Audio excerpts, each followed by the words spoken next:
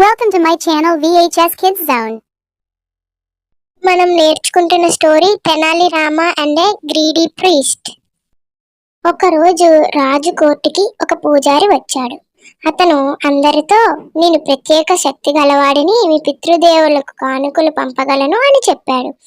అతను, మరి మీరు నాకు మామిడికాయలు ఇస్తే నేను పూజ చేసి అవి మీ ఆత్మీయులకు స్వర్గంలో అందేలా చేస్తాను అంటాడు. బహుళ మంది అతని మాటలు నమ్మి బంగారు మామిడికాయలు ఇచ్చారు.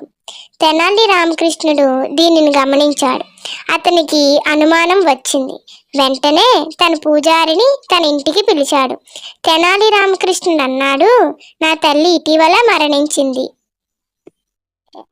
నాకు బంగారం కుచ్చి పంపాలని అనుకుంటున్నాను. నీ స్వర్గానికి పంపగలవా అన్నాడు.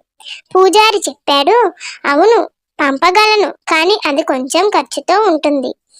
అప్పుడు తెనాలి ఒక మండుతున్న దండ తీసుకొని పూజారి దగ్గరికి నిన్ను స్వర్గానికి పంపాలి, నువ్వే స్వయంగా నా తల్లికి కుర్చీ అందించు అన్నాడు.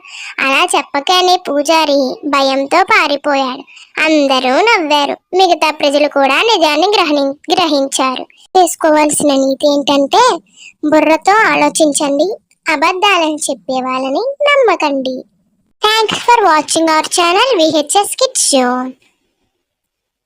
Please do like, comment and subscribe VHS Kids Zone.